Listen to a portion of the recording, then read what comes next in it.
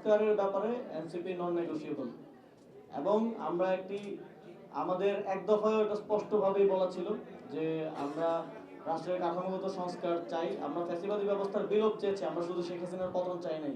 তো এনসিপির মহানগরের ব্যাপারে এখন পর্যন্ত আমি পজিটিভ একটা জিনিস পেয়েছি, যেখানেই যাই স্থানীয় মানুষজনের সাথে তারা জানে যে এই থানায় বা ওয়ার্ডে এনসিপি আছে, কিন্তু তারা একটা জিনিস অ্যাপ্রিসিয়েট করে যে এনসিপি কখনো কারো থেকে চাঁদাবাজি করে নেই, এনসিপি কোথাও গিয়ে কখনো রেড দেয় নেই, আর কোনো বিল্ডিং, কোনো দোকান, কোনো সমিতি দখল টখল করে নাই।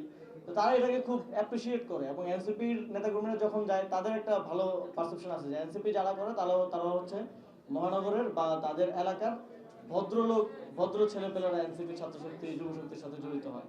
তো এই পারসেপশনটা, এই গুডউইলটা আমাদের রাখতে হবে। আমাদের নগরবাসীদের সঙ্গে এই একটা হৃদ্যতার সম্পর্ক সবসময় বজায় রাখতে হবে এবং এটা নিশ্চিত করতে হবে। এর বাইরেও আমাদের এখন অনেকগুলো জাতীয় সংকট আছে সামনের দিনে এবং আমরা দেখেছি সবসময় বাংলাদেশের জাতীয় সংকটে ঢাকা মহানগর এবং ঢাকা শহর খুব গুরুত্বপূর্ণ ভূমিকা পালন করেছে। সর্বশেষ জুলাই গণ অভ্যুত্থানের কেন্দ্রবিন্দু ছিল ঢাকা শহর এবং এখান থেকে এটা সারা দেশে ছড়িয়ে পড়েছে। আমরা যখন ক্যাম্পাস থেকে ডাক দিয়েছি, আপনারা উত্তরায়, বাড্ডায়, মিরপুরে বিভিন্ন স্থানে আপনারা নেমে এসেছেন এবং এই আন্দোলনকে গণ অভ্যুত্থানে রূপান্তর করেছেন এবং সফল করেছেন। আমরা যখন লং মার্চ টু ঢাকা দেই, তখন ঢাকার অন্তত 20টা জায়গা থেকে হাজার হাজার লাখ লাখ মানুষের মিছিল গণভবনে দিয়ে গিয়েছে। ফলে যাদের হাতে অস্ত্র ছিল তারা অস্ত্র চালানোর সাহস করতে পারেনি।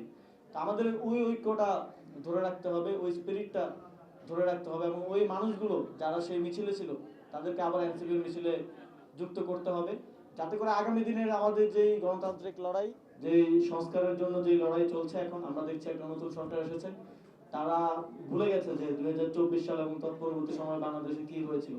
তারা মনে করছে যে তারা জাস্ট আওয়ামী লীগের রেখে যাওয়া আসনে বসে যাবে এবং এভাবেই দেশ চলতে থাকবে।